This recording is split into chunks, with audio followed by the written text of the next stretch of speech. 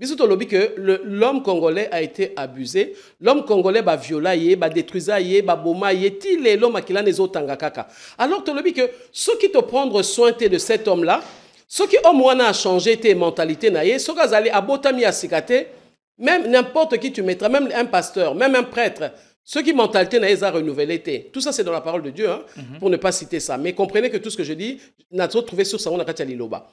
Ceux qui ont une intelligence renouvelée, à tote sango, à tote pasteur, à tote benga bangonyos na komonyos, iman, tout ce que tu veux. À cause de la même chose. Parce que ils ont un état d'esprit, ils ont un système qui a été mis en place. Donc le combat, ce n'est pas par rapport à des hommes, c'est par rapport à un système. Et pour combattre ce système-là, il faut battre base à la changer. Ça l'appelle le kola bamsusu. Baninga oyo baleka kiwana, pelelo, bilana bango ezali malamu mingite. Quand on est fidèle dans les petites choses, j'ai été gouverneur 2 ans, bon c'est renseigné rapé, tilelo. Na sala makamwana te. Na sala ngote parce que pour Nangaï, on ne peut pas abuser des gens qui sont déjà dans une telle souffrance. Pour Nanga, na ko sala ngote. Et ngai na koti na politique te pour Nanga. Parce que si c'est pour Nanga moko et que Ezaka Moussala, na ko continue Moussala, na sala Moussala banana na kota na Moussala tilelo na tikate. Donc j'ai toujours travaillé. Et mais tu vois bien que beaucoup de politiciens bazokota basala na bango ba misala te ba kotika boye et na courage kaka. Alors nangina rassurer bango que nazaki gouverneur. Ce qui n'a pas été tika na tika ngamo na mi longola ki na kati parce que na mona ki c'est impossible na demeurer na kati puisque on l'a dit tout à l'heure que orange pourri nde mutu et bébé ça ba orange à malam. Mais nous dans la politique c'est toutes des oranges pourries. Donc bateau a bien so côté mort quand on mi balé ba détruire bino.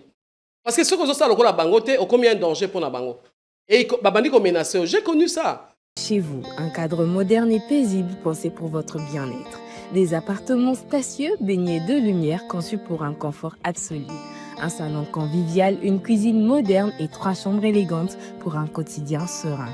2 salles de bain raffinées pensées pour votre confort et votre bien-être. Sécurité 24 heures sur 24, parking privé, buanderie, internet offert et électricité garantie jour et nuit grâce à notre générateur de secours de 180 kVA.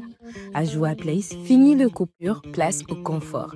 Chaque détail est pensé pour faire de votre appartement un véritable havre de paix. Joa Place au numéro 7, avenue Kassai, quartier GB Ngaliema, à 3 minutes du boulevard du 30 juin, près de Mino Congo. Contactez-nous au plus 243 816 033 128. N'attendez plus, faites de Joa Place votre nouveau chez vous. Dans le cadre de la préservation des acquis comme voulu par les présidents de la République, 2024 pour l'inspection générale de finances sera une année de renforcement de la lutte contre la corruption et les antivaleurs dans la gestion publique. Pour ce faire, ce service de contrôle supérieur a lancé 222 points de contrôle dans l'ensemble du territoire national. Cette énième vague de la patrouille financière s'annonce énorme. Les entités à surveiller sont la DGI, la DGRAD, la DGDA, avec les provinces de Kinshasa, de la Tchopo, du Nord Kivu, du Congo central, du Haut-Katanga et du Lualaba. Aussi dans le lot du contrôle, 12 ministères sont concernés, 44 établissements et entreprises publiques, 7 provinces et 12 entités territoriales décentralisées et enfin la chaîne de la dépense publique. Les contrôles a priori, dit la patrouille financière, restent le mode par excellence du contrôle des finances publiques en RDC.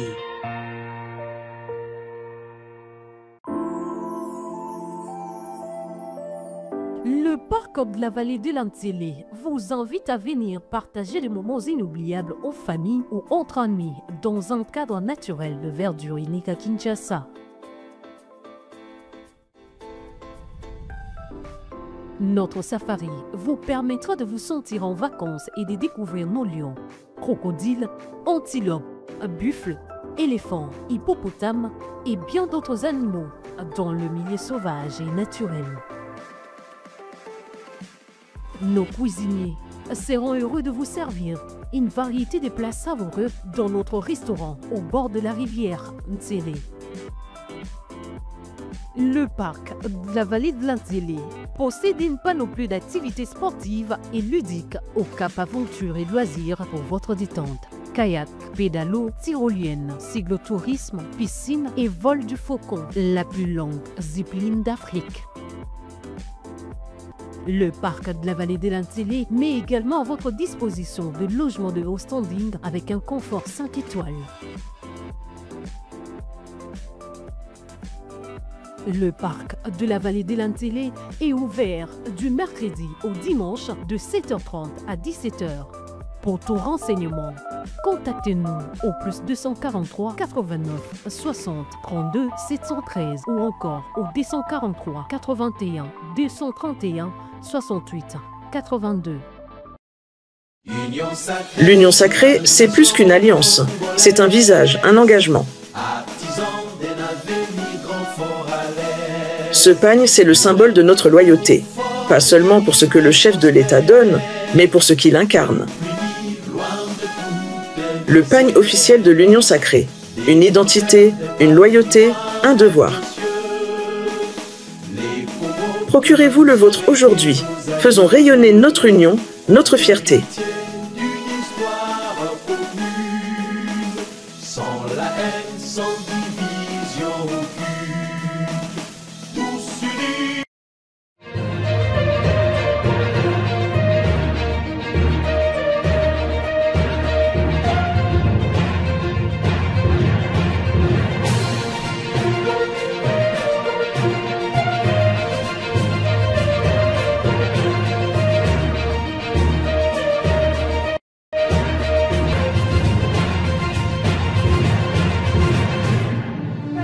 Né pour briller selon sa portion, c'est ainsi qu'on peut résumer le parcours de l'une de rares femmes politiques poursuivant ses objectifs sans compromettre la vocation qui est la sienne, celle de femme politique et de servante de l'Éternel. Elle est à la tête de l'Alliance des élites pour un Congo nouveau, ANC, un mouvement qui servait comme une réponse aux maux du Congo, forte de son expérience en tant qu'ancienne gouverneure de la province de la Chuapa et après s'être présentée aux élections présidentielles de 2018 et de 2023 remportées par le président Tshisekedi. La soif d'un Congo nouveau, libéré de ses chaînes, motive son engagement dans un combat dont la victoire sera l'épanouissement de toute une nation.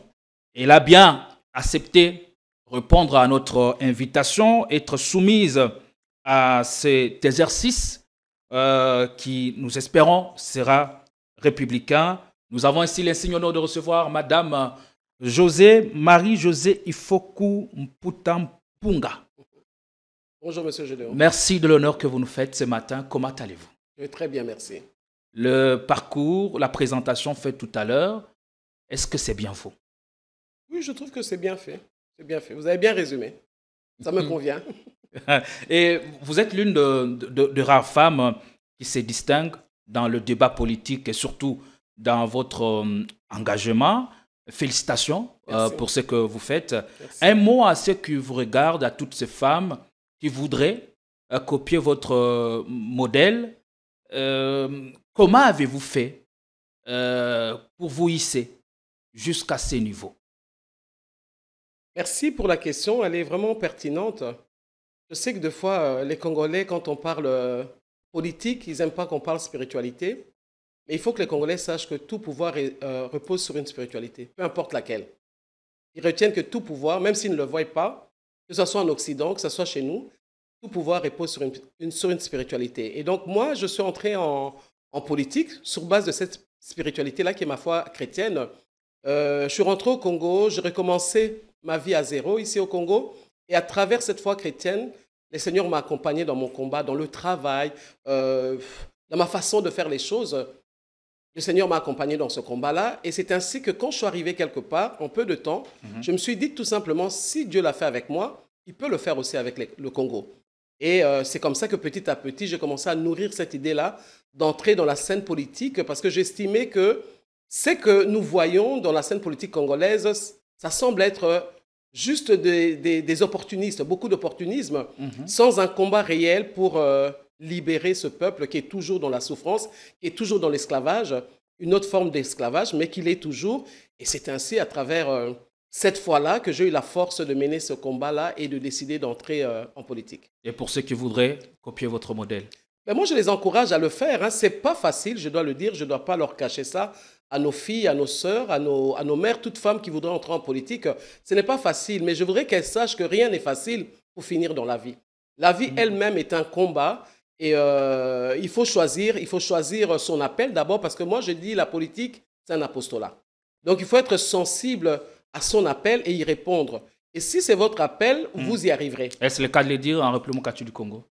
Mais bien sûr, il faut le dire parce que, en tout cas, moi, personnellement, je vois la politique comme un apostolat. Donc, c'était un appel.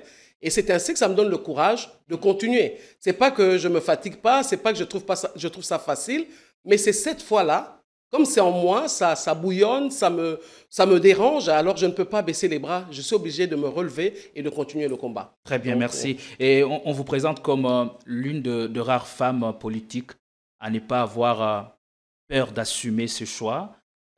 Quels sont, d'après vous, le choix le plus marquant de votre parcours et qu'est-ce qui vous a donné la force, bien sûr, de bien pouvoir les assumer? Le choix le plus marquant de manière générale ou bien de manière générale, dans la politique? Dans la politique plus précisément. Le choix le plus marquant, d'abord, c'est faire le choix de rentrer ici au Congo. Hein, parce que je ne vivais pas au Congo. Vous faites votre comeback en République démocratique du Congo en 2014. En 2011, je suis rentré en 2004. 2004. 2004, oui. En 2004, je suis rentré au Congo. Et un choix qui m'a marqué personnellement, et je l'ai fait pour ma vie politique justement d'abord, c'était renoncer à ma nationalité canadienne.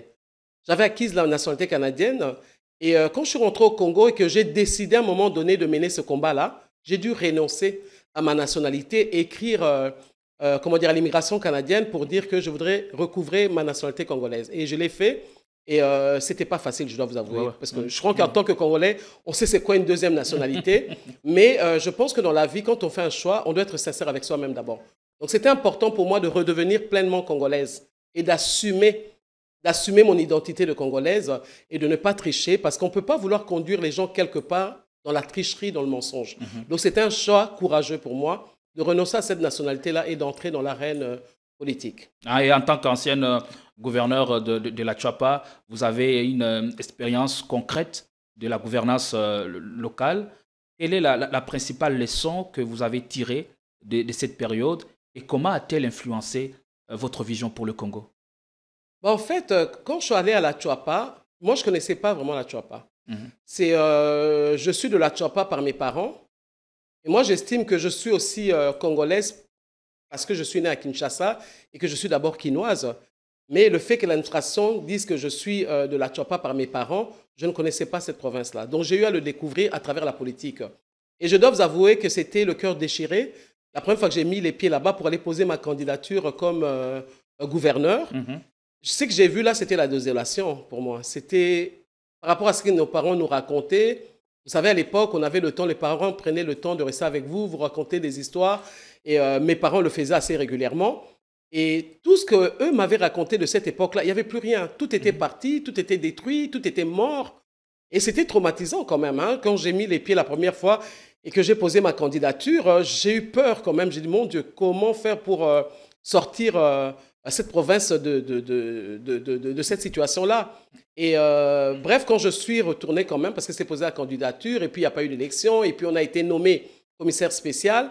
Et après, il y a eu quand même des élections, on a gagné les élections et j'étais vice-gouverneur et j'ai assumé l'intérim du gouverneur quand il est tombé. Et c'est là, quand on prend la rêne du pouvoir, qu'on réalise en réalité, il n'y a rien. C'est catastrophique. Quand on parle d'une province qui est gouvernée, qui est gérée, en réalité, il n'y a pas grand-chose. Ce sont les services déconcentrés, qui sont des directeurs qui ont plein pouvoir, qui gèrent cette province-là. Mais quand je dis gérer, qui abusent de la population. Une population pauvre, misérable, et eux abusent totalement de cette population-là. Et donc, quand je suis venu à la tête de cette province, les hommes qui étaient au pouvoir voulaient remettre en question mon pouvoir. Votre engagement. Non, mais non, j'ai pas permis ça.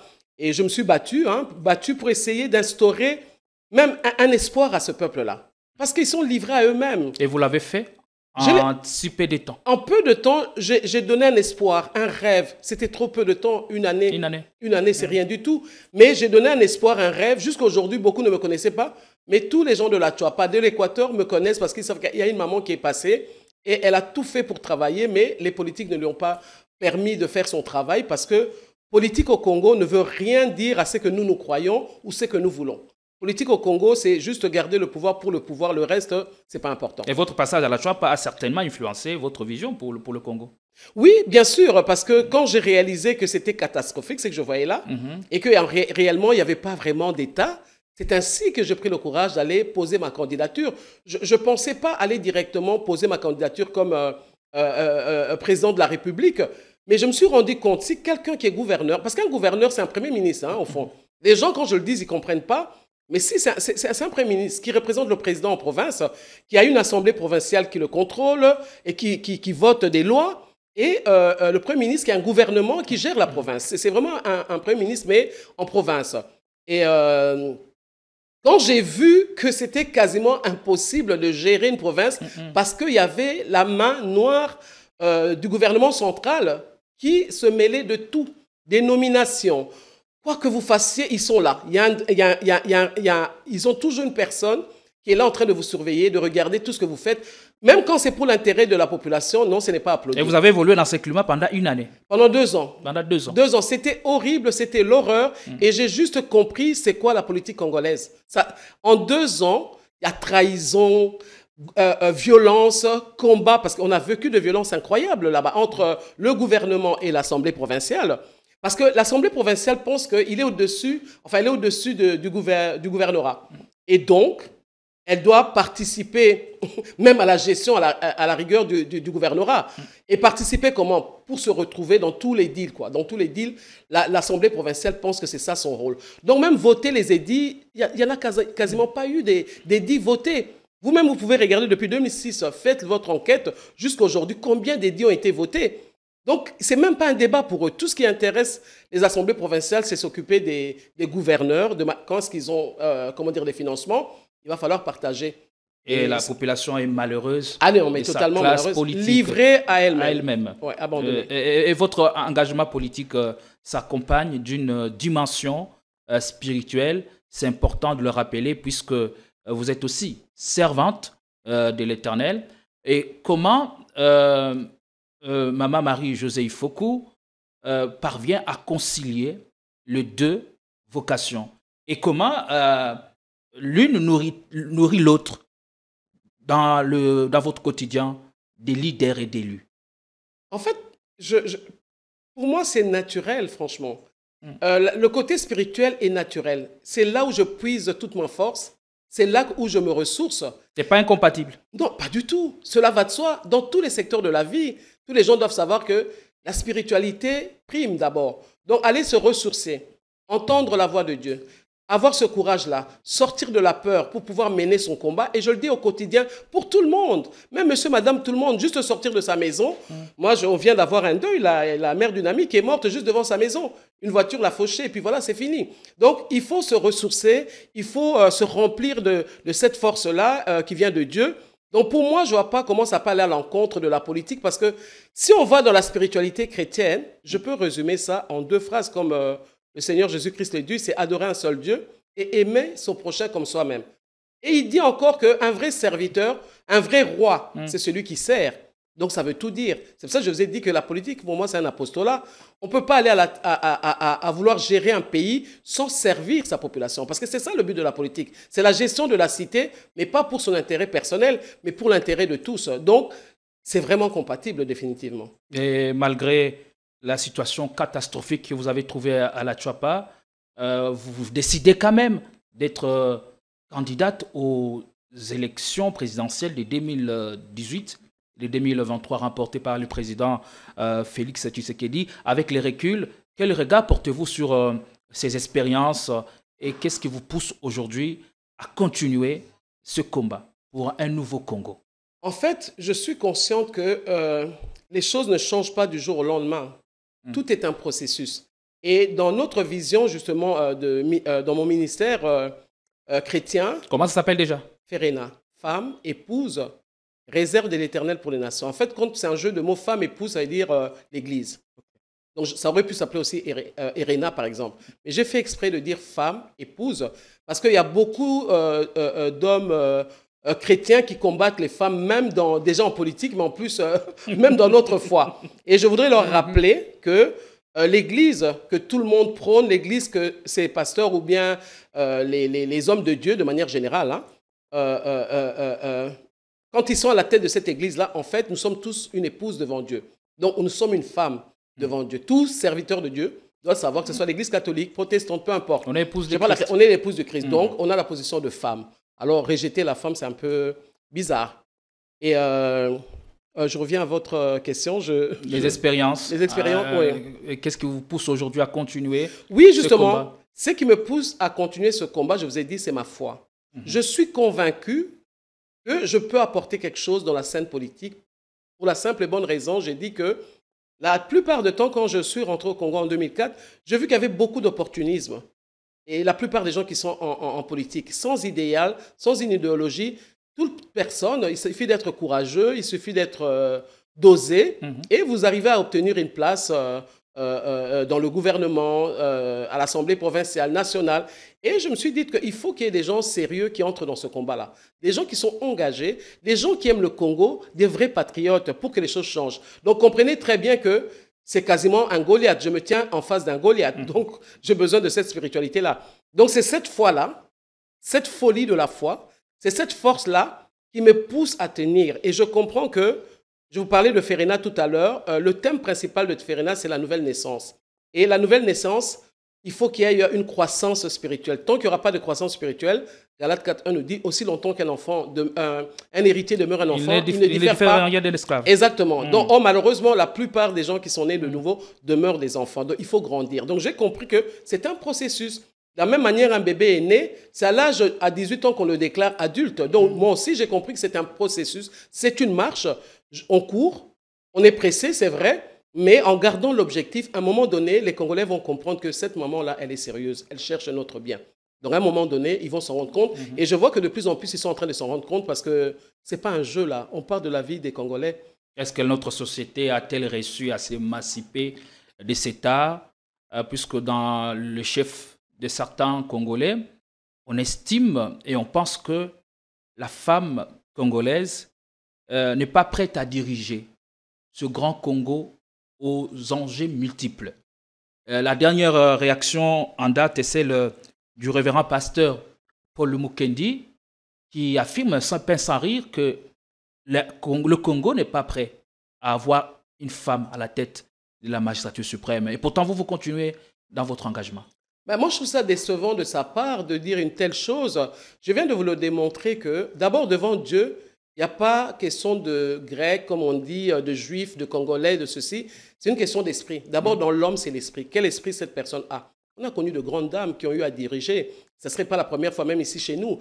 Mais je trouve ça décevant qu'ils le disent. Je viens de vous dire que l'Église est une épouse. C'est une femme, qu'on ne le veuille pas. C'est une femme, devant Dieu. Donc, commencer à tenir de tels langages sexistes, surtout lui qui vient du Canada, en plus, où la femme a quand même une place dans la société, je trouve ça décevant. C'est sexiste ou il veut rester réaliste par rapport aux défis auxquels le Congo fait face. Ce n'est pas une question de réalisme, puisque lui, il est spirituel comme moi. Donc, dans la dimension spirituelle, on peut tout. Dans la dimension spirituelle. C'est une question de foi. Et dans la foi, tout est possible. C'est mon combat. J'ai décidé de mener ce combat-là et j'ai foi. J'ai foi que je vais y arriver parce que je suis sérieuse, je suis responsable, j'aime ces pays-là, j'ai les capacités pour pouvoir le diriger. Donc, moi, je pense qu'une femme peut le faire, que ce soit Marie-Josée Ifoku ou une autre femme. Ça ne va pas être facile parce que quand on est pionnier, rien n'est facile. Mais nous croyons que, oui, on est pionnier, mais moi, je voudrais lui dire au pasteur Mukendi, mes arrières sont assurées, il sait sur qui je me repose puisqu'il est pasteur. Donc je ne me repose pas sur un homme, je n'ai pas une autorité morale, moi. Mon autorité morale, si on peut le résumer, c'est Dieu. Donc lui doit le comprendre. Je crois que s'il entend ce message, il dira, oui, c'est possible, elle peut le devenir. Parce qu'elle y croit, n'importe quelle femme peut le devenir si elle y croit. Donc le pasteur Paul Mukendi a tout faux. il a tout faux, définitivement. Mais je suis sûr que s'il me suit, il se dira oui, elle n'a pas tort, parce que les femmes sont capables de beaucoup. Et si vous faites attention, regardez dans l'histoire, c'est vrai que Ève avait failli, c'est elle qui nous a conduits dans cette catastrophe, mais c'est parce que les hommes n'ont pas compris qu'elle a été combattue, parce qu'elle porte un espoir, elle porte la vie, et c'est elle qui doit emmener la paix. Quand on regarde des femmes comme Déborah dans la Bible, le pays était fragile, le pays était quasiment détruit. Il a fallu que Déborah se lève. Elle était juge à l'époque aussi. Et il a fallu qu'elle se lève pour que les choses changent. Donc, on ne peut pas... Vous savez, quand la parole dit que l'homme doit avoir une femme à ses côtés, mais ce n'est pas seulement dans le mariage. Il n'est pas bon que l'homme soit seul, je lui ferai une aide semblable. Cette aide semblable, donc c'est nous qui venons aider les hommes.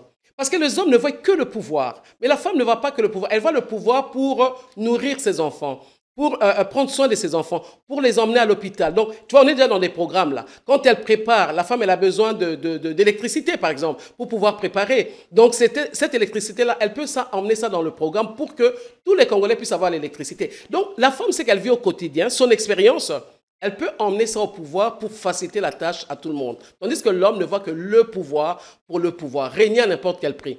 Or, le temps que le Congo est en train de vivre aujourd'hui, on ne peut pas regarder un homme. On doit regarder à l'ensemble des Congolais. On doit mettre toutes nos forces ensemble pour apporter un réel changement. Et la femme peut jouer un grand rôle dans ce sens-là. Elle peut réunir toutes ces forces-là. Vous portez, disais-je, beaucoup de lumière.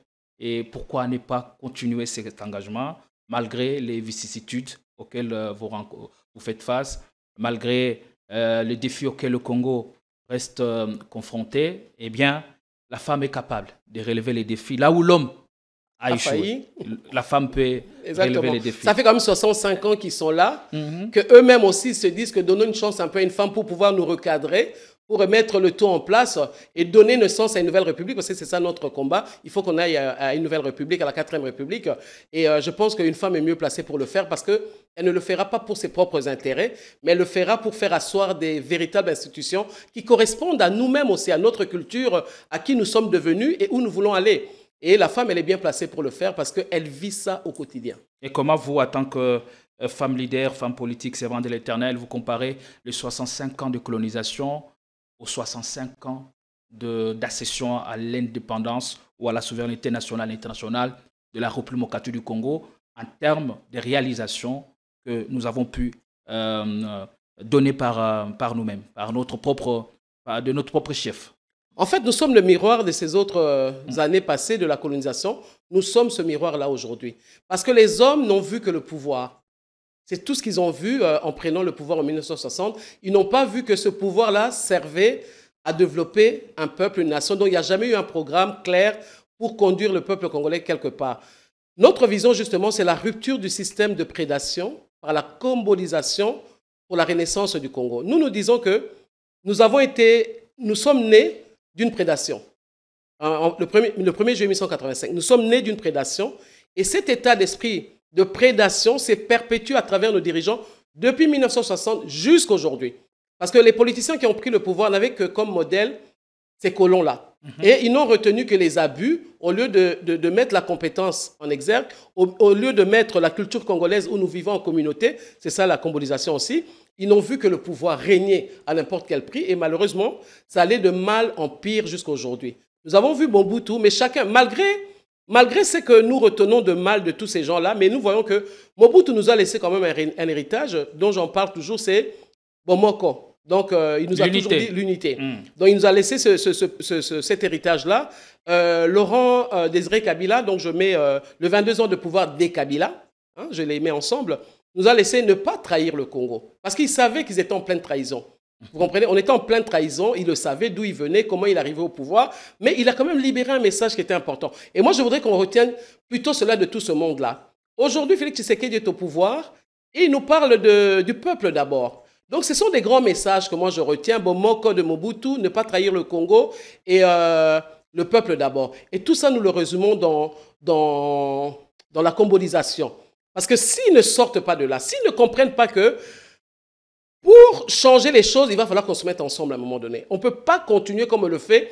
Quand on a le pouvoir, le garder pour soi, on n'y arrivera pas. Mais s'ils comprennent qu'il va falloir qu'on s'assoie ensemble, qu'on se parle franchement, qu'on mette des véritables institutions en place, et là, maintenant, se donner la chance que le meilleur gagne. Mais parlons-en. Alliance des élites pour un nouveau Congo.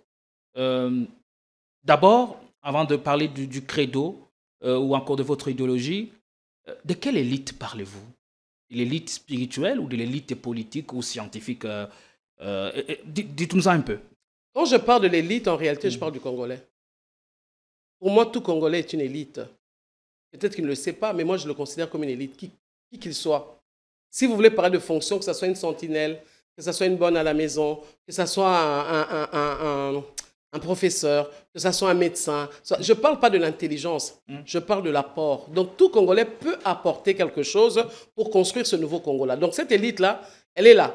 Ce sont ces tiges-là. Le symbole du balai est vraiment significatif parce que je voulais qu'on ait un symbole qui nous représente. Parce que quand on voit ce balai-là, on ne le voit pas ailleurs. Ça nous représente au mieux. Oui, exactement. Donc, il y en a, vous voyez, il y a des tiges qui sont plus longues que d'autres, il y a d'autres qui sont plus fines que d'autres, il y a d'autres qui sont plus courtes. Mais l'élite dont je parle, c'est le Congolais. Je veux que le Congolais comprenne que, quoi qu'il soit, il peut apporter quelque chose à cette nouvelle République. Et donc, nous devons mettre la main à la pâte, nous tous. Donc, c'est ça l'élite dont je parle, le Congolais. Vous prenez un système de rupture qui passe inéluctablement par la combolisation. La combolisation, est-ce un credo ou un slogan? Ben, ça ne peut pas être un slogan, c'est sur quoi nous sommes assis. Notre vision, elle est panafricaine, notre vision, elle est purement congolaise. C'est ainsi que j'ai pris ce symbole-là qui nous représente. C'est un modèle qui est purement africain et congolais. Et donc, ça ne peut pas être un slogan, c'est un credo. Je vous ai parlé de ma foi. Je vous ai parlé d'une vision. Nous disons qu'on doit rompre avec un système qui perdure depuis que nous sommes nés État indépendant du Congo. Jusqu'à aujourd'hui, c'est cet état d'esprit de prédation des gens, quand ils prennent le pouvoir, ils veulent le garder à n'importe quel prix. S'il faut, les gens doivent mourir, ils meurent. Si on doit voler, on vole. Mais on doit garder le pouvoir jusqu'à ce que quelqu'un vienne avec la force pour nous retirer de ce pouvoir-là. Et c'est ça qui est dommage. Donc, la combolisation est un credo. La combolisation, c'est une vision pure et non seulement congolaise, mais panafricaine. Donc, tout Africain peut s'en servir. Et en Lingala, la combolisation, l'ANC, ils ont un objectif nini. Quelle est véritablement votre offre politique? Est-ce un parti de plus ou une réponse aux mots qui rongent et qui plongent le Congo là où on en est? Bon, d'accord, Loba. C'est pour ça que j'ai dit qu'aujourd'hui, je voudrais Nangina Loba plus sur notre mouvement Combo. On est sorti du parti. C'est pas qu'on l'a mis en veilleuse. Il y a d'autres personnes qui travaillent là-dessus parce qu'on a beaucoup à dire sur les partis de manière générale. Ça sera un autre débat. J'espère que Robin Sangapon a expliqué comment nous concevons les partis. Donc, Tomati, la dimension, il y a un mouvement. Donc, mouvement, on a biso autozo prôné. Moi, sur la tête, il y a un mouvement Combo. On a biso, on a un niveau à parti. Les gens, de fois, mais la combolisation, elle est tellement grande, elle est tellement profonde. Les alisanga, bato maele, nyos. Bato maele kakate, na lobi bato nyos. Pour nga mutu nyos azana maele. OK. Mutu nyos azana maele selon domaine na. Yo lelo fandi likola kit, na sala kit wana. Yo micro zo utiliser na sala ki. Donc mutu nyos azana maele. Pour ngai, il faut pas kolongola bato. Avant bima mutu afungola ko porte. Afungola le porte, ça musala zo sala. Donc il faut pas minimiser baninga parce que lelo ezali kama mutu nyonso ezaka pona bato ya politique te. C'est pour ça que je dis que dans la tête il y a un mouvement Combo parce que pour les mouvement moko eza politique, eza social, eza spirituel, eza nyonso parce que c'est ce qu'on est. C'est ça le Congo puisque tout le balisolo ya Combo. Et objectif na biso ezali nini? Biso to réaliser que ba richesse nyonso tozana Nzambe a béni ça Congo. Donc na tembe comme diraient les Quinois. Mais malheureusement et l'oroni les opposés biso problème, c'est l'homme. C'est l'homme le problème. Parce que richesse est en Rwanda. Dans la Rwanda. Les gens ont na dimension à territoire. Il y a Bokungu. Na Chouapa. Donc, on a 6 territoires. Bokungu a 26 000 km, je crois, à peu près. Et c'est ça le Rwanda. Mais tant que sakana na biso. Donc, Boende le qui Rwanda? Pas Boende, Bokungu. Bokungu. Oui, Bokungu, c'est petit chez nous. Okay. Donc, Boende est plus grand que Rwanda. Oui, bien sûr. Ah bon? Bien sûr. Et le Rwanda est vraiment tout petit. C'est peut-être 2 fois Kinshasa. Mais ce qu'on a parce que c'est une question, il y a battu. Bisous to lobby que l'homme congolais a été abusé. L'homme congolais va violer, va détruire, va bomber, il l'homme qui l'a les autres tangakaka. Alors to lobby que ceux qui te prendre soin de cet homme-là, ceux qui au moins a changé tes mentalités naïe, ceux qui allaient à botami à sikate, même n'importe qui tu mettras, même un pasteur, même un prêtre. Ceux qui mentalité n'a pas renouvelé. Tout ça, c'est dans la parole de Dieu, hein, pour ne pas citer ça. Mais comprenez que tout ce que je dis, n'a pas trouvé sur ça, on a qu'à liloba. Ceux qui montrent une intelligence renouvelée, à tote sango, à tote pasteur, à tote benga bangonyos na komonyoso, iman, tout ce que tu veux. À cause de la même chose. Parce que ils ont un état d'esprit, ils ont un système qui a été mis en place. Donc le combat, ce n'est pas par rapport à des hommes, c'est par rapport à un système. Et pour combattre ce système-là, il faut battre base à la changer. Et base à la changer comment? Va prendre conscience de la situation que ça ne va pas. Donc pendant un nombre d'années, tu as qui abusé, tu as qui détruit, tu as qui violé. Ce que tu as comme il faut changer façon de faire comme on a Makambo, on a donc les 4 premiers points de la combolisation parlent que de l'homme. Donc, la prise de conscience, moi-même qui suis la visionnaire, la prise de conscience, donc, il faut un nettoyage personnel. C'est pas que je deviens la plus propre, mais au moins j'ai compris qu'il y a un problème. Il faut changer façon langa, il y a la makam. On doit changer. Donc, moi qui commence ça, et les gens qui viennent me rejoindre, bisoto bandi travail, il y a nettoyage personnel. Après, au pays, l'air yo bandi nettoyage, on bandi ko conscientiser, on bandi ko sensibiliser, une forme d'évangélisation. Dès que nous avons déjà une évangélisation. Troisième point, tu lobby que il faut limbisana. Il faut une réconciliation nationale parce que beaucoup abusent na biso au moins ebele bazo yiba on dirait ba conscient te ba yiba on dirait ba yiba te ba boma baninga on dirait ba conscient nangote parce que c'est aussi des pères, ils ont aussi des épouses, ils ont aussi des enfants mais personne ne les conseille. Vous comprenez? Donc c'est ça le troisième point. Donc il faut aller au pardon vraiment et à la réconciliation et tobo sanon sur les cas qui te tongelo kasika. Quatrième point, c'est l'unité dans la diversité. Donc c'est ça le dialogue aussi pour nous. Donc les 4 premiers points de la combolisation, c'est l'homme.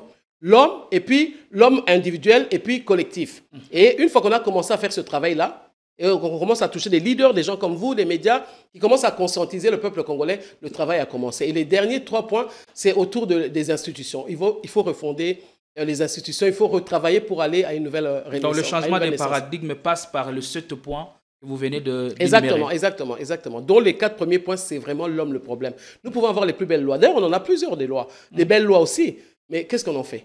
Regarde, rien que l'article 14 de la Constitution, c'est la loi mère. On parle de la parité, mais est-ce que vous avez déjà vu dans une institution où on respecte cette parité-là? Nulle part. Donc c'est juste des discours politiques, parce que l'homme n'a pas changé, et la femme qui doit se battre aussi pour cela, des fois elle est fatiguée, elle est épuisée, mais c'est la loi mère. Et pourquoi on ne respecte pas cette loi-là? C'est un exemple que je prends comme ça, mais il y en a plusieurs. Donc c'est juste pour dire parce que l'homme n'a pas été renouvelé mentalement, alors il continue à abuser parce que c'est ce qu'il a connu depuis qu'il est né comme État indépendant le 1er juillet 1985. C'est ce qu'il a connu et c'est ce qu'il est en train de répéter jusqu'à aujourd'hui, malheureusement. Le changement que nous voulons voir dans le monde doit commencer en nous. Ah oui, définitivement. C'est nous le problème. Maman Marie-Josée Foko. Est-ce que Osaka Kayo Moko, Oyo, Ozalina Makanisi Aboye? Sikoyo soko lingo sangana bambuma mususu eza ya kopola baoyo baza à l'origine ya malheur na ya marasme politique et économique dans lequel notre pays est englué okosala ndenge nini otokoma na lisanga moko ete Congo ekende liboso. Il faut qu'on conscientiser, qu'on sensibiliser bato ko biso toze belé nazanga mokote mais oui nazanga toze belé mais la plupart des gens balingo okota na kati ya politique te parce que bazomona que politique eza sale, politique eza eska bitumba, eska ko bomana, alors compromission tout ça, corruption, et donc ça les intéresse pas. Il y a un autre biso dans la dimension un mouvement combo. On a ko permettre mouvement ça kota na kati. Les églises sont dedans, moi Ferena est dans le mouvement combo. Et Koki est dans le mouvement combo. Donc mutunyo so un individu, une institution, une structure c'est à kota na kati parce que ce n'est pas juste de la politique, c'est la société congolaise. Parce que la société congolaise a perdu la structure, la famille est détruite. Tout est détruit. Même l'église elle-même, elle est détruite. Tout est détruit. Les institutions, n'en parlons pas. Et comme nous faisons à Kobuka, à Kobeba, ce n'est que Nakata Kosangana. Parce que Ngamo pe na okokate. Il faut na bati. On a tina kombo. Ngapela zana kata bati. Joana. Yangana tozo conscientiser. Bato bazo boya okota na politique. Tobina kasbo kota na kata mouvement kombo. Parce que en discutant, en débattant ensemble, beaucoup de acceptent. Pe mayele. Biso bato na kata politique peto mema okuna. Parce que c'est ça notre nouvelle offre politique, c'est que ce qui est là depuis 1960 jusqu'à aujourd'hui, c'est de la pure politique politicienne. Et nous ne voulons plus de cette politique-là. Vous imposez comme une alternative crédible mais définitivement, à ce que nous voyons. Définitivement, il faut qu'on change la classe politique. La classe politique, elle est tellement corrompue. C'est pour ça que je dis que quand on me demande, maman, ça opposition ou bien majorité, je suis ni l'un ni l'autre. Parce que pour moi, c'est les mêmes personnes. Pourquoi je dis c'est les mêmes personnes? Toi qui n'as Mobutu Liboso, régime à Mobutu. Tomoni, Afdel et Kolobote, Tolong la Mobutu azo boma, Mobutu azo empêcher Batouba Loba, Tozo lia bien, Tebango Baeko libérer Bisso. Mais 22 ans, ils ont fait quoi? Tomoni est le Romorota. Tomoni est opposition, Tango opposition est comme encore, UDPS. Tomoni UDPS peut aller dans le pouvoir. Après 38 ans en combat opposition, les lots basés dans le pouvoir 7 ans, 8 ans. Et tout le monde a dit le peuple d'abord. Est-ce que le peuple d'abord se retrouve? Ou bien bateau basé dans il y a pouvoir des bateaux se retrouver. Donc, dans une question qu'ils ont le même état d'esprit qui se perpétue juste en changeant de tête. Donc, c'est le même train, quoi. C'est juste le conducteur change. C'est ça, le train et le système. Et le conducteur change. Donc, le problème aujourd'hui, on ne peut pas dire Mobutu. Le problème aujourd'hui, on ne peut pas dire que c'est Kabila. Le problème aujourd'hui, on ne peut pas dire que c'est Tshisekedi. Le problème aujourd'hui, c'est nous tous. C'est les Congolais. Et ceux qui sont Congolais à comprendre en côté, ben, on va continuer comme on continue. Là, d'autres détournent et volent, d'autres nous tuent. C'est là où on est aujourd'hui. Il y a un bisou de sa population. Beaucoup de côté la carte tout parce que le problème est il y a un système qui a été mis en place. Bisou il faut détruire en gros. Parce que ceux qui sont au colis, ceux qui sont changés, on ne peut pas avoir des dirigeants comme ça. Mais bah Congoman balobi ke maman. Ah ozala makanisi malamu. Mais lobi tango kokoma mokonzi mboka, tango kozwa moi poste moko décisionnel pona ko sala ete mboka e bongwana ko sala pe lokola ba misusu. Baninga oyo balekaki wana pe lelo Bilana bango ezali malamu mingi te. Quand on est fidèle dans les petites choses, j'ai été gouverneur 2 ans, bon c'est renseigné rapé, tilelo. Na sala makamwana te. Na sala ngote parce que pour Nangaï, on ne peut pas abuser des gens qui sont déjà dans une telle souffrance. Pour Nanga, na ko sala ngote. Et ngai na koti na politique te pour Nanga. Parce que si c'est pour Nanga Moko et que Ezaka Moussala, n'a pas continué Moussala, n'a pas Moussala, n'a pas Moussala, donc j'ai toujours travaillé. Et mais tu vois bien que beaucoup de politiciens, bazo kota basala na bango ba misala te, ba kotika boye et na courage kaka. Alors nangina rassurer bango que nazaki gouverneur. Ceux qui n'alinga qui natika nangina tika ngamo na mi longola qui na kati parce que na mona qui est impossible na demeurer na kati puisque on le dit tout à l'heure que orange pourri nde mutu et baby saraba orange à malam. Mais nous, dans la politique, c'est toutes des oranges pourries. Donc, bateau a bien sûr au côté mort, quand on m'y balai, va détruire bino. Parce que ceux qui ont ça, la bangote, ont combien de danger pour la bango. Et babandi qu'on menaçait, j'ai connu ça. Babandi qu'on menaçait, je recevais des coups de fil. Oh, bazo gangela yo pour des choses que tu dis, attends, on parle de 200 000 dollars là. C'est métastasé à un niveau terrible. Définitivement. On a toujours beaucoup de coma et maintenu par des fils artificiels qui est la politique. C'est la politique qui maintient ce pays-là dans le coma. Nous devons détruire ce pays-là. On ne peut pas aller au sal à peu près. Il faut tout bon mango, tout courage. Et on a le but qu'il faut sur la population parce que même les politiciens sortent de cette population-là, non? Population. Alors il faut population en cola. Il faut population font la miso. Et je vous assure que l'autorisation de la politicien en parce que les gens là, bazo sakana batu. Mais quand sakana batu, on a expliqué bien que Mobutu Azalaki, a saki coup d'état, a sakana na batu. Kabila, les deux Kabila bayaki, on a ba kwesa Mobutu ba bango basaka na bato. Il de pesa yepe le bité Kabila zo sala bien te, photo kwesa mais pas zo saka na bato parce que ba fandi sur un système. Le problème c'est pas les hommes, le problème c'est le système et on doit détruire ce système là ensemble. Allez, merci beaucoup maman Marie-Josée Ifoku. J'espère que vous êtes en train de passer du bon temps de télé comme on aime bien le dire. Vous êtes sur Politicon. Si vous nous regardez pour la première fois, n'hésitez pas à vous abonner et activer la cloche des notifications pour ne plus rien manquer de nos contenus. Avec la complicité de la régie, nous allons prendre cette photo de Maman Marie-Josée Ifoku avec un balai en main et le fond noir. Est-ce que photo est symbolique pour Nayo? Qui peut expliquer le message nini? Quelle interprétation donnez-vous exactement à cette image? Bon, on a dit tout à l'heure que nous sommes dans la politique, nous avons trouvé fondement dans le livre, il y a en exergue, mais c'est la vérité aussi.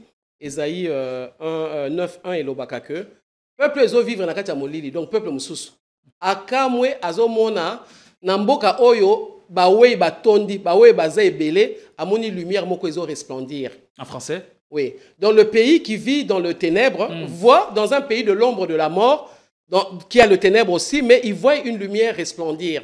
Et pour nous, cette lumière-là, c'est ce balai-là. Okay. Comme on a dit sur Oyo. Parce que ce sont des symboles, hein, ce sont des métaphores, hein, la parole. Il faut bien comprendre ça. Sur autant on a maillé les cas que tu ne vas pas te retrouver. Donc nous, ce balai-là, c'est ça, cette lumière-là. C'est une lumière qui ne va pas mettre seulement, mettre maman Marie-Josée Fokou en exergue, mais qui met, en fait, on devrait parler comme ça. Dans la vidéo, quand je tourne, devrait être ça. Parce que c'est le combo qu'on doit voir. C'est pas maman Marie-Josée Fokou, parce que je ne pense pas que Zaka Moutoumourom t'a sauvé Baninga. Mais Ezali, Boyoka Ninabiso, Bosanga Ninabiso. Parce qu'entre Biso, il y a des faibles, il y a des forces, mais en même temps, Eza faiblesse, c'est pas mon Ekokoma faiblesse, c'est pas, il y a l'autre. Donc il faut à un moment donné, Bazo comprendre Tozolo, parce que Moutounio Sagoyate.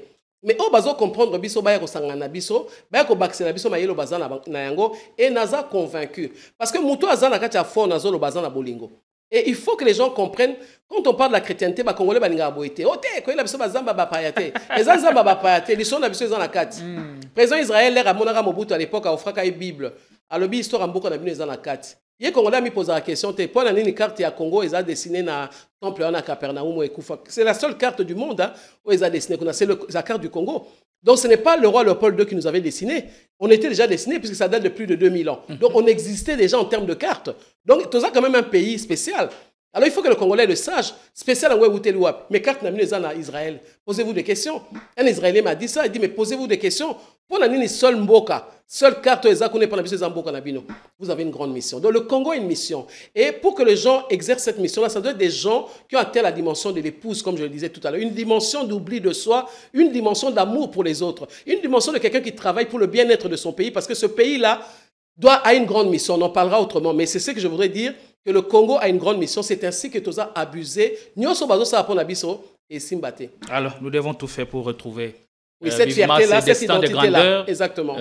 Et nous allons prendre cette vidéo et puis vous allez commenter en 1 minute avant de passer à un autre sujet de l'émission Arrêtez avec vous. Et moi aussi, j'ai constaté, dans le premier point, quand je vous ai parlé tout à l'heure, le nettoyage personnel, que le Congo a connu aussi une première naissance comme État. Le 1er juillet 1885. Nous sommes nés comme État, reconnu mondialement, avec 2 345 410 km², avec toutes les richesses qui s'y trouvent. Malgré les violences, malgré l'esclavagisme, malgré les souffrances qu'on a connues, ce pays nous appartient totalement et vous ne pouvez pas accepter que nous soyons divisés à cause des hommes. Vous ne pouvez pas accepter ça. C'est vous qui alimentez ces choses-là. Vous devez refuser ces choses-là. C'est vrai qu'une partie du territoire, il y a un souci de ce côté-là, mais il ne peut pas partir. Ne fût-ce que ta parole. Libère la parole. Au commencement était la parole était avec Dieu, la parole était Dieu. Donc la parole est importante. Dieu dit et la chose fut. Donc toi aussi tu peux faire la même chose, tu fais à l'image de Dieu. Déclare.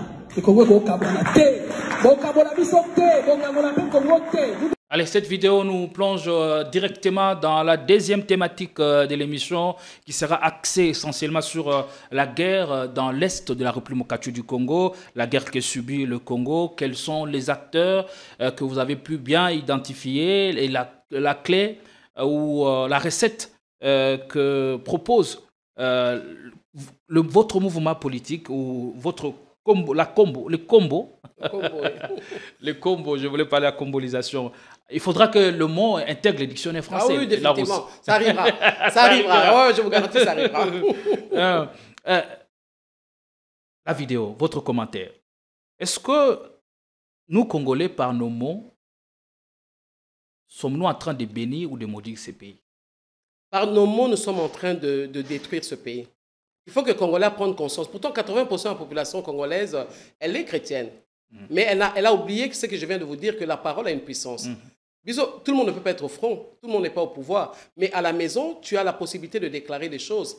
Ce que je viens de déclarer là, c'est le Bomoko de Mobutu qui est en train de continuer. On n'arrive pas à nous diviser. On a l'air fragile, on ne ressemble à rien, on n'a pas d'armes, on n'a pas d'armée. Donc tout le monde veut abuser de nous. Mais le Bomoko du garant de l'époque avait libéré, c'était la parole puissante. Aujourd'hui, malgré notre faiblesse, on n'arrive pas à nous diviser. Le deuxième, quand vous suivez mon discours toujours, c'est ce que Kabila avait dit, ne pas trahir le Congo. Il y a des gens qui font tout pour trahir le Congo, mais un dirigeant, un représentant encore de la nation avait déjà libéré la parole là. Pas question de trahir le Congo. Donc, ne pas trahir Ezali parce que au lieu de continuer à s'insulter, notre environnement spirituel est empesté des insultes, des méchancetés. Donc, nous devons comprendre que c'est même diabolique tout ce que nous sommes en train de faire alors que nous sommes des chrétiens. Même la façon de prier doit changer. Déclarons la bénédiction. Nous sommes déjà un peuple béni. Nous le sommes. Et c'est le système mis en place qui nous a détruits. Alors détruisons cela même avec la parole. Tout le monde, je vous ai dit, ne peut pas être aux affaires. Mais tout le monde a une parole. Chaque matin que le Congolais change son discours, dit le Congo est béni, ses ennemis-là vont tomber, ils ne vont pas continuer, ils n'arriveront pas jusqu'ici. Nous allons récupérer notre pays totalement et le Congo ne sera jamais divisé. C'est des choses qu'on doit déclarer au cas, moi. C'est aussi simple que ça, mais oui. Cela réveille une puissance terrible. Mais c'est une puissance, puisque je viens de vous démontrer que ce que Mobutu a dit, malgré tout ce qu'il a fait, persiste. Ce que Kabila a dit, c'était un président de la République, malgré tout ce qu'il a dit, persiste. Aujourd'hui, avec ce que Félix Tshisekedi a dit, le peuple d'abord, et Bundisaye, ça va comprendre qu'il faut s'occuper d'un peuple, Lelo. Son pouvoir aujourd'hui, il faut s'occuper d'un peuple. C'est ça la parole qu'il avait libérée. C'est ça la parole de l'UDPS. Donc aujourd'hui, comme un niveau, il faut s'occuper d'un peuple. Parce que Mbokana, va diviser en côté. Parce que ça, Makamomora likolo mingi. Mbokana, bato bazo trahir ango, ba suka mabe. Comme Wanzambe Nezaï 14-23 au s'occuper na bango. Biso za besoin de s'occuper na bango te. Il y a un peuple congolais libère la parole chaque matin. Imaginez 100 millions de personnes chaque jour déclarer la parole, il y a unité. Il y a combo la babinemi na biso ba kende. Bon moko ezonga, une bonne gouvernance. Si tout le monde déclare cette parole chaque jour, ils auront contribué à une transformation. Ané aussi la tête au cas moi. Parce que biso tonito bandole kanaba média pour conscientiser, sensibiliser le peuple congolais. Ce n'est pas en vain que vous êtes devenus des chrétiens. C'est parce qu'il y a une puissance qui est en vous et vous pouvez l'utiliser. N'allez pas passer 1 heure de temps, 2 heures, 3 heures dans des séminaires sans comprendre que vous-même vous êtes des dieux.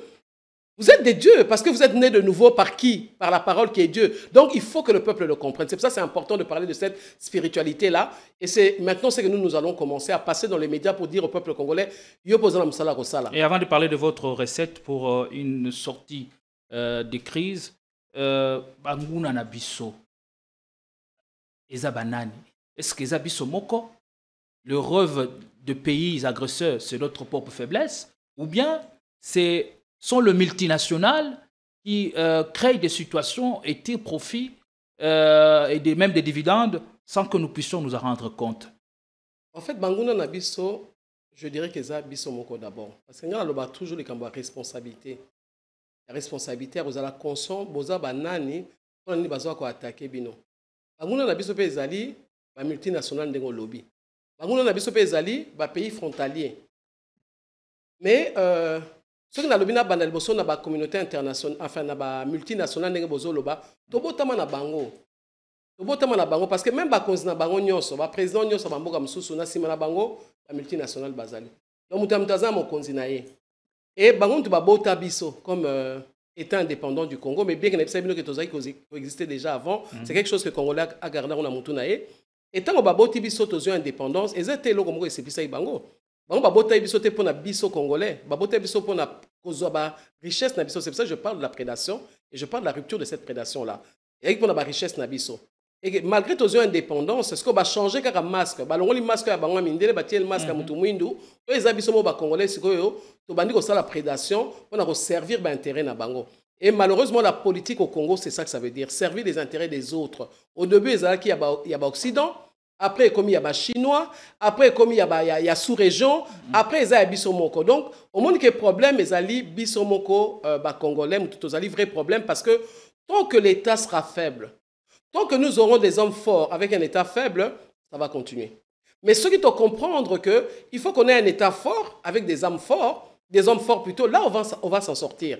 Mais malheureusement, on voit bien que État d'esprit à prédation, c'est qu'on n'ait que des hommes forts. Un homme qui règne sur tout le monde et les institutions ne sont là que pour masquer, pour jouer et même parler de la démocratie. La démocratie, c'est un pouvoir du peuple. Mais vous avez bien vu qu'en 1991, quand on a commencé à parler de la démocratie, c'est venu de la tête encore. Donc c'est un jeu, une politique de polichinelle qui fait que le Congolais est tombé là-dedans, il parle de la démocratie, mais en réalité, on n'a pas vraiment une démocratie. Il y a un peu toujours prôné une nouvelle république pour faire asseoir un véritable moyen d'accession au pouvoir avec des institutions solides. Ce qu'on a ANC, quelle est votre recette que vous proposez pour une sortie des crises afin que les ressources naturelles à foison dont dispose la RDC reviennent au peuple congolais qui en a le droit? Ce qui n'a le bilan, parce qu'il y a beaucoup à dire, hein. Je vous ai parlé déjà de la combolisation qui sont les 7 points. Oui, les autres déclinés façon de ça au sali cambo pour conscientiser la population. Au moins ce que vous avez locaux à Motuya. il faut le protéger. Ce qu'on protège en côté, mais il y a so ba ibika ya ya zana mbonga ebele kuna mais au protéger le pango na côté. Baroya. Biso tango toza okola, papa na nga soko Rolanda ngai, papa na biso moi je suis né à Kitambo.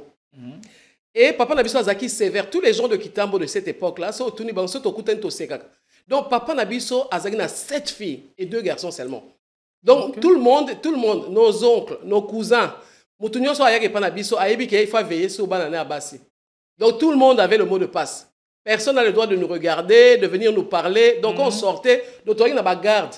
Oui, c'est qui déjà, même les gens du quartier savaient, tout le monde savait que se savait là-bas sur un papa n'a pas que nos côtés la bino. Donc mon père était sévère. Parce que pour lui, il avait une vision, il avait un objectif pour lui. Abotiba na basi, il disait ngana boko la bako côté. Ngane nazalia au moins on a gagné sur abala. Sera bali à sali bonabo. Donc lui c'était ça sa vision. Donc ses filles il faut que tu aies et nous tous, même si plus tard il y a pu avoir d'autres problèmes, on comme adulte, mais c'était ça le rêve de mon père et il a concrétisé son rêve parce qu'il nous considérait comme précieuses. On était précieuses pour lui. Et le Congo et nos richesses, nous devons considérer ça comme précieux. Donc les Congolais lui-même, l'homme congolais doit être protégé. Après les richesses que Dieu nous a données, on en a tellement que ça devient scandaleux. Alors, ceux qui sont en société, il faut protéger la richesse nabiso, mais c'est clair. Ceux qui sont occidentaux, les chinois, ceux qui sont chinois, les russes, les russes, les américains, ceux qui sont africains, ils sont des solutions à Mokili. Mais solutions à Mokili, on est bon qui sont battre la ronde. Donc, dans notre vision, il faut que tout Congolais aille bas. Richesse on est qui nous sommes et que tout le monde doit protéger cette richesse-là. Donc, même dans notre programme d'éducation, tous les Congolais doivent être au courant de ce qui nous sommes, ce que nous avons, que Bissonio, il faut protéger. Et là, déjà, ça fera le changement. Parce qu'on peut parler de l'État. Mais si les gens ne sont pas conscients, il n'y a rien qui va se passer. Mais on dit bien que le Congo est pour eux. Le Congolais permet aux gens, aux infiltrés d'entrer et de vivre avec ces infiltrés-là. Parce qu'ils sont traumatisés. Ils ont peur. En nous concentrant sur nous-mêmes ou en conjuguant les efforts avec le voisin. Oui, exactement. Il faut conjuguer les efforts avec les voisins. Mais avant d'aller conjuguer les efforts avec les voisins, conjuguons les efforts entre nous-mêmes. Vous-même, vous voyez bien qu'on ne s'entend pas entre nous-mêmes. Moi, je dis, la période que nous traversons actuellement ne peut pas être la période où un seul pouvoir peut nous prendre en otage. Il faut que le pouvoir actuel comprenne qu'il doit s'asseoir avec les autres. Même ceux qui sont dehors, ça c'est un autre débat. Ils viendront après. Mais biso toza na kati ya mboka. Mais fana na biso. Fana batamayele bazé belé, batabolingo bazé belé, qui peuvent apporter beaucoup de solutions. Moi, je suis choqué de voir qu'il y a un nouveau gouvernement qui est sorti et c'est les mêmes têtes. Mais ce n'est pas une équipe gagnante.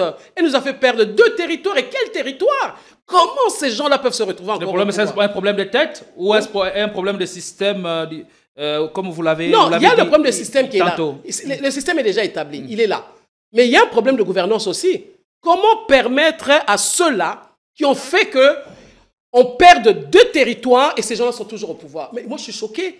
Je suis choqué de voir que un salaire normal, tout le monde continue son train de vie comme s'il ne se passait rien. Il s'agit du Congo, il s'agit du Congolais, il s'agit de nous tous. Moi, je ne suis pas d'accord avec ça. Ne pensez pas, ne me posez même pas la question, t'es maman Marie-Josée pour bâtir la carte à Bokosité. Non! Nous avons besoin de bâtir la carte à Bokosité. Ce coup de gueule, ce n'est pas parce que. Mais je vous le dis déjà, je réponds à votre question. Dans l'ordonnance. Non, mais à moi seul, je vous ai dit, à moi seul, je ferai quoi? À moi seul. Et si j'entre dans un gouvernement tel qu'il est là, je n'aurais pas été fier. J'aurais pas été fier de rester avec des gens qui ont fait tomber la République. Non, je ne serais pas fier. Donc, on ne parle pas de Marie-Josée là. Tiens, ma pembeni. La qu'on proposait, comment on a place Nanga. Donc, le débat, il ne faut pas le personnaliser à Marie-Josée. Ce serait échoué déjà. Je vous ai montré le combo. Le combo, moi aussi, je fais partie des tiges qui sont dans le combo. Donc, ce qui se passe là aujourd'hui, il va falloir que le président Félix Tshisekedi comprenne qu'il ne s'agit pas d'un régime. Il s'agit d'un combat, d'une république. On doit sauvegarder d'un État, d'un pays.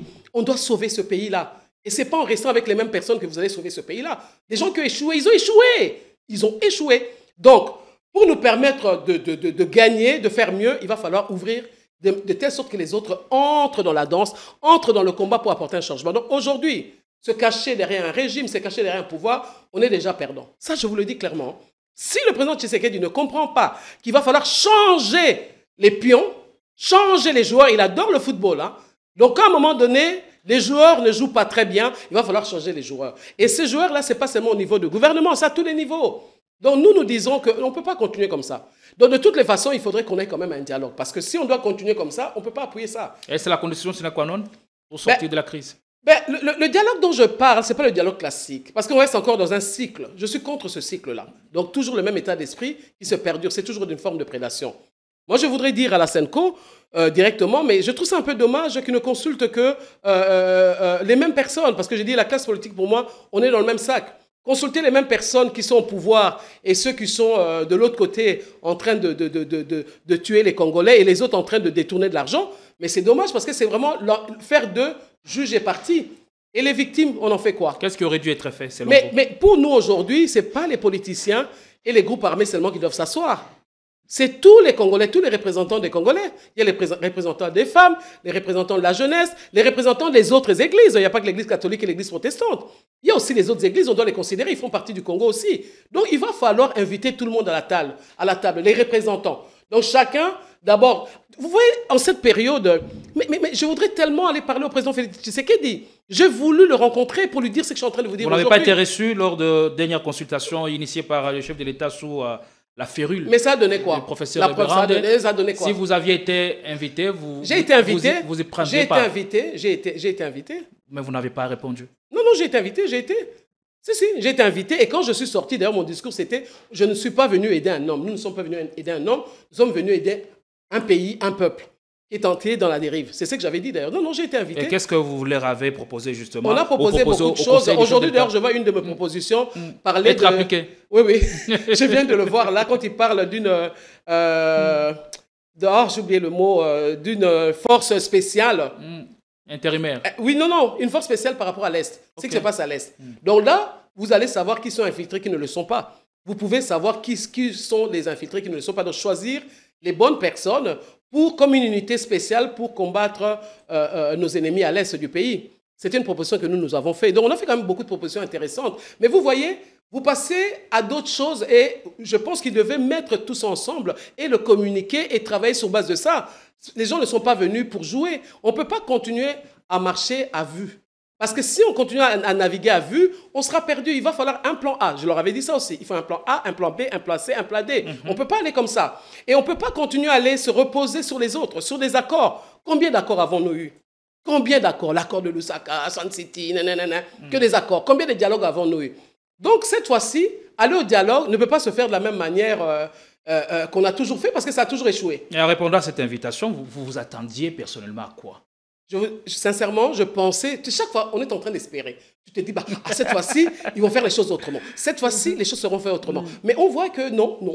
Les choses ne sont pas faites autrement. Ça continue, on est en train de continuer à glisser. Et moi, je m'attendais quand même à ça, qu'ils allaient considérer... tout le monde a emmené un document, tout le monde a présenté ses propositions. Et donc, dans l'ensemble de cette proposition-là, en faire un résumé.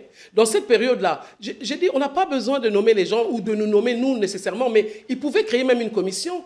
Un petit comité qui est là, qui est en train de réfléchir pour préparer l'arrivée des autres, pour préparer l'accord des États-Unis. Qui le fait? Parce que nous suivons tout le temps la télévision. Moi, je suis la RTNC, je ne comprends pas ce qui se passe. Parce que ce que je vois dans la RTNC et ce que je vois au quotidien, c'est deux mondes différents. On vit une vie parallèle. Et on doit conjuguer nos efforts. En cette période, nous devons conjuguer nos efforts. Donc, il va falloir que, même les gens qui l'avaient consulté, les gens qui ont travaillé du temps de Mobutu, il y a des gens extraordinaires. Il y a des gens de temps de Kabila.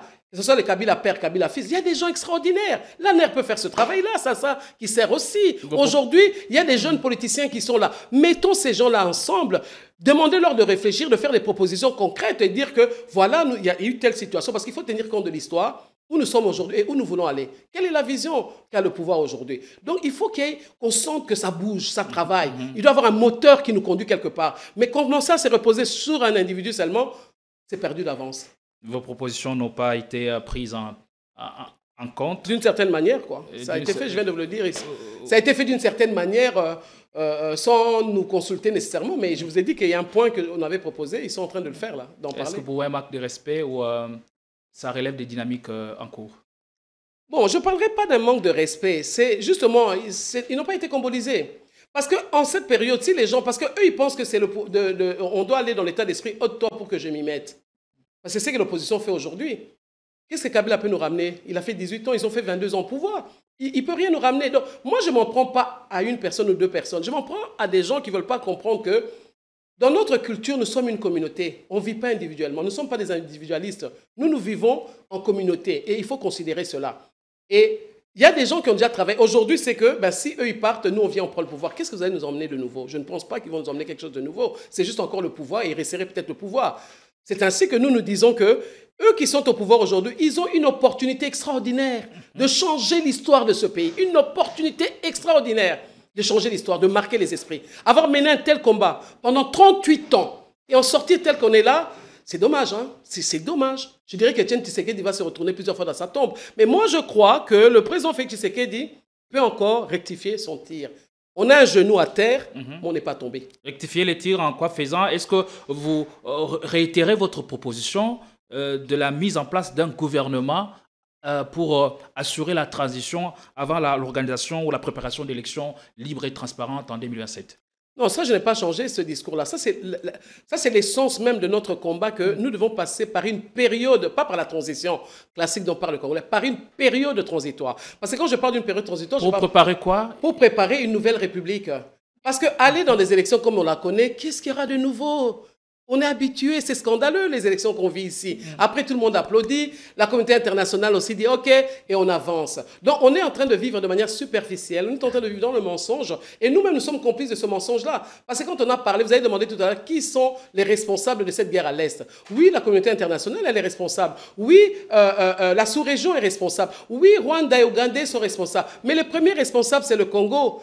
Tant qu'on aura un État fragile, ben les gens vont continuer à abuser. Si ce n'est pas le Rwanda, ça sera l'Ouganda. Si ce n'est pas l'Ouganda, ça sera Zambie. Si ce n'est pas Zambie, l'Angola. On est entouré de 9 autres pays qui nous regardent, qui voient les richesses qu'on a. Tout le monde a besoin de ces richesses-là. Donc tout le monde devient agressif. C'est ainsi que nous nous proposons une période transitoire de 3 ans, par exemple, en partant de maintenant, et faire entrer dans cette gestion-là plusieurs figures. Il y a la FEC qui est là, il y a les businessmen, il y a les églises, il y a, comment dire, les femmes, les jeunes.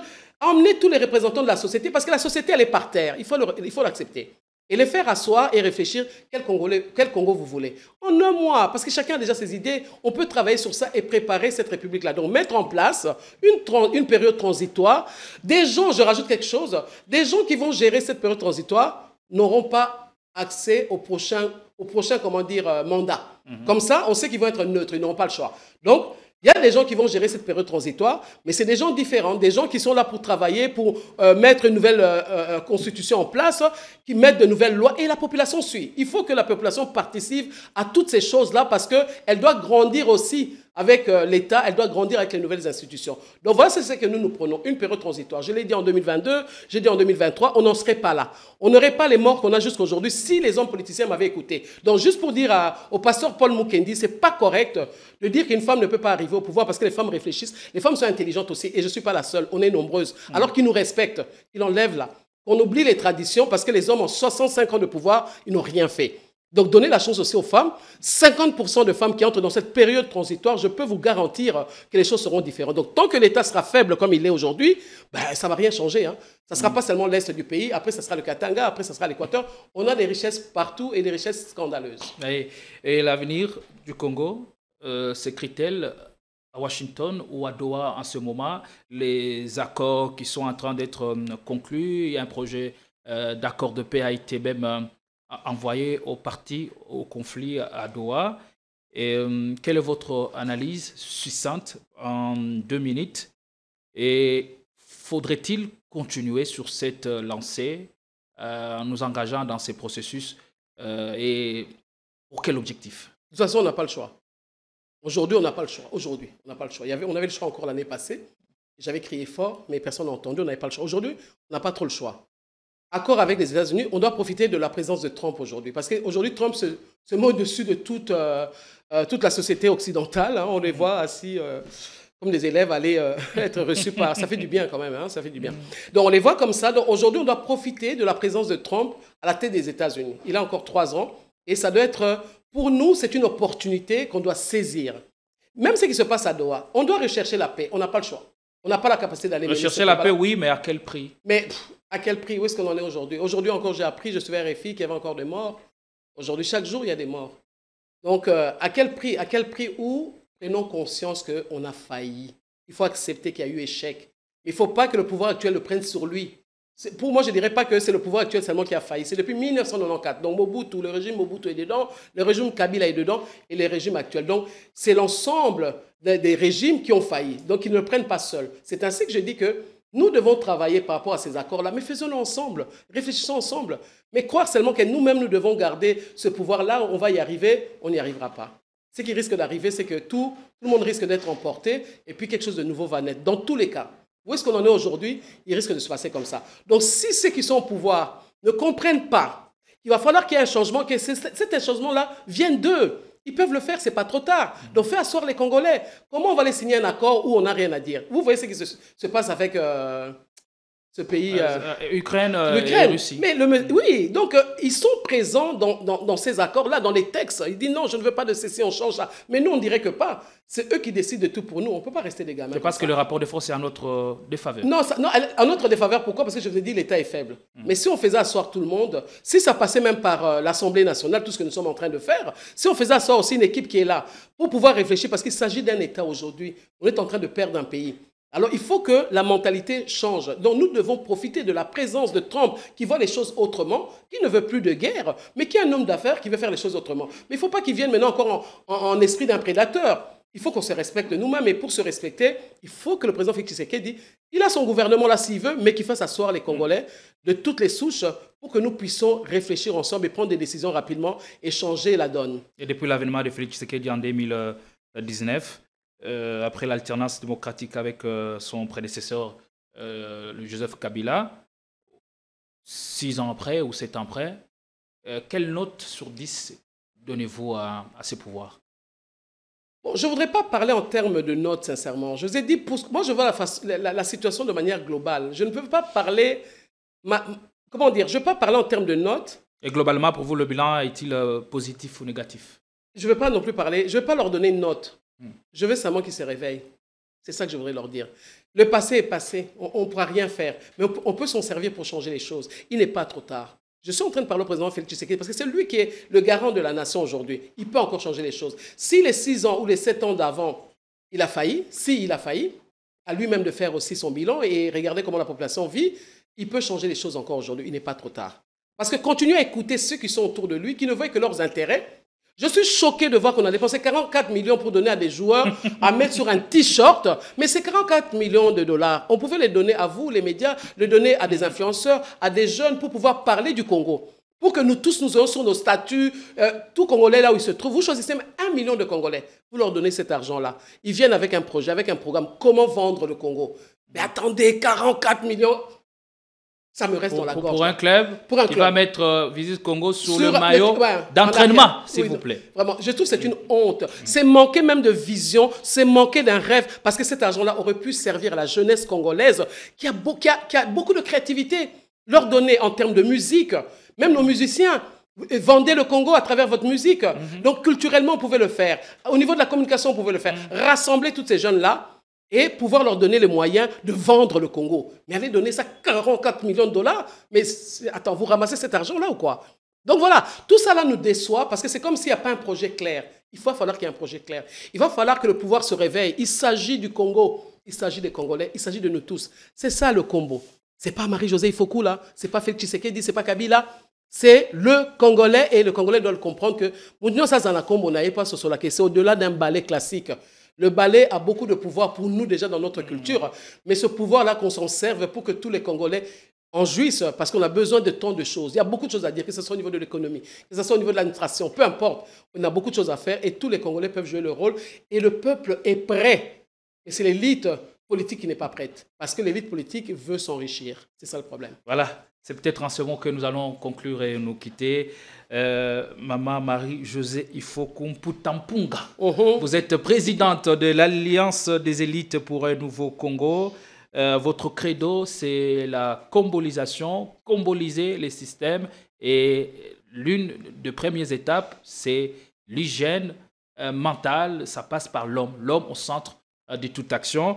Et la Marie-Josée Ifoku d'aujourd'hui... que d'aucuns admirent, qu'est-ce qu'elle a hérité concrètement de son père et de sa mère? Une occasion pour vous et pour nous de leur rendre hommage. Ma mère n'est plus, mon père est encore là et je sais qu'il me suit dans tout ce que je fais. Qu'est-ce que j'ai hérité de mes parents? D'abord l'amour. L'amour. Non, particulièrement, d'abord, on commence par votre père. Qu'est-ce que vous avez hérité de lui? Mais la foi d'abord, la foi. Sa chanson, c'est lis ta Bible, prie chaque jour si tu veux grandir. La foi chrétienne, c'était vraiment, on te prenait par la force au départ pour aller à l'église. Après, c'était une conviction personnelle. Cette fois-là, la détermination. Mon père, c'est quelqu'un de déterminé, c'est un combattant. Je le dis toujours, lorsque en 1959, il y a eu cette révolution-là, où on voulait le changement, on voulait l'indépendance, et c'est lui qui m'a raconté d'ailleurs que c'est Kassavoub qui l'avait dit, du côté de Kassavoub justement, ils étaient en réunion politique, et les Occidentaux, enfin les Belges voulaient les en empêcher, ils ont dit, ceux qui carabouaient, tous ont indépendance, tous ont indépendance. Il dit, lui, il était là, il était en vélo, il avait quoi, 20 ans, je crois, je ne sais plus quel âge il avait à l'époque. Mon père, et à l'époque... Donc il y a contribué d'une certaine manière. Mais bien sûr. J'ai dit, on a beaucoup d'héros dans l'ombre, il y en a beaucoup. Et quand on leur a demandé de battre tous ces gens qui manifestaient, mon père a refusé d'obtempérer alors qu'il était militaire. Et il a été mis en prison pour ça. Donc je tiens ça de mon père. Mon père, c'est quelqu'un de passionné, c'est quelqu'un qui est aimant. C'est quelqu'un qui se bat pour des causes justes. Et c'est ce qu'il est. Donc, il m'a transmis ça inconsciemment d'abord au départ parce que je ne savais même pas que je ferais de la politique un jour. Mais lui m'en parlait toujours dans ce terme-là. Parce que ça a été un diplomate de carrière. Après l'armée, il est entré aux affaires étrangères, il est devenu un fonctionnaire de l'État. Donc, je tiens de mon père cette passion-là des autres, l'amour pour les autres. Mon père, c'est un passionné. Il passe son salaire, c'est pour aider les gens. Mais à part ça, la discipline aussi. Vous en avez fait mention oui. Au début de et ma mère, c'était... ma mère, c'est... je parlerai de courage. Okay. Je donne un exemple. Moi, j'avais une amie dans le quartier, elle est là encore, Véronique. Quand on devait se battre, moi, j'aime pas me battre. Et je courais, je fermais la porte et je la regardais à travers la vitre. Ma mère me voyait toujours faire ça. Et un jour, pendant que je suis en train de courir, ma mère me regarde à travers et ferme la porte. J'ai fait la tuer. Donc, je devais faire face à cette amie-là. Et je me suis battue avec cette copine-là. Je l'ai mis à terre et j'ai gagné. Pour une fois? Pour une fois. Hein? Oui. Non, les autres, elles ne me battaient jamais parce que je fuyais. Okay. Je fuyais toujours. Mais là, je me suis mise en face de cette amie-là. Je n'avais pas le choix. C'est ma mère qui m'a donné ce courage-là. Je devais me battre et je me suis battue et j'ai gagné. Et donc, c'est pour dire que ma mère, elle m'a transmis ce courage-là de mener le combat et de ne pas avoir peur. C'est qui je suis pour finir. Donc, ils ont fait de moi une personne qui pardonne, une personne qui a de l'amour, une personne qui est courageuse, une personne qui est déterminée. Et c'est ça vient vraiment de l'éducation. Qui assume ce choix et qui refuse que ce droit, qu'on la marche dessus. Définitivement, parce que je crois en mon combat. Je suis passionné comme mon propre papa. Si vous le rencontrez encore aujourd'hui, il est passionné comme ça. Et je crois en ce que je suis en train de faire. Quand je fais quelque chose, j'aime ça. J'étais dans la vente de l'automobile, j'étais parmi les plus grands vendeurs de ce pays pour ne pas se vanter. Mais en politique, je sais que nous allons marquer les esprits parce qu'on est venu avec amour, avec passion pour pouvoir changer. Et les Congolais doivent le comprendre, qu'ils ne regardent pas au sexe, mais qu'ils regardent à l'esprit qui est dans la personne. Et c'est ça qui va nous apporter un réel changement. Ombo. Et notre média est absolument ouvert à vous accompagner et nous croyons à ce projet de changement, à ces changements de paradigme dans notre pays. C'est important pour que des vies soient sauvées, préservées et que le Congo retrouve son destin de grandeur. Merci beaucoup. Merci de l'honneur que vous nous avez fait ce matin. Gédéon, votre dernier mot. En tout cas, d'abord, je vous remercie à vous qui m'avez donné cette opportunité de pouvoir faire passer ce grand message. Mais je vais tout simplement dire aux Congolais, pour résumer, nous avons lancé ce mouvement Combo. Il s'agit de nous tous, donc, qui viennent nous rejoindre dans ce mouvement-là. On a beaucoup à partager et chacun pourra être cette tige-là et partager le message par rapport au rêve qu'il a de ce Congo-là. Donc, ce n'est pas seulement moi, même vous, Gédéon, vous pouvez mettre la photo de Combo et libérer le message. Qu'est-ce que vous attendez? Qu'est-ce que vous voulez d'un Congo dans le futur? Donc voilà, nous invitons les Congolais à venir nous rejoindre dans ce combat, dans le mouvement Combo. Je vais vous laisser toutes les adresses et coordonnées pour que les gens puissent se connecter à nous et suivre ce mouvement-là et d'y adhérer massivement parce qu'on pourra apporter le changement. Il ne sera pas question ici seulement du pouvoir et de l'opposition qui est de l'autre côté, armée et non armée, mais d'une nouvelle classe politique, de nouvelles personnes, de nouveaux responsables qui veulent changer le pays, qui veulent construire une nouvelle république. Ce n'est pas un parti de plus, mais une réponse. Une réponse, voilà, c'est tout.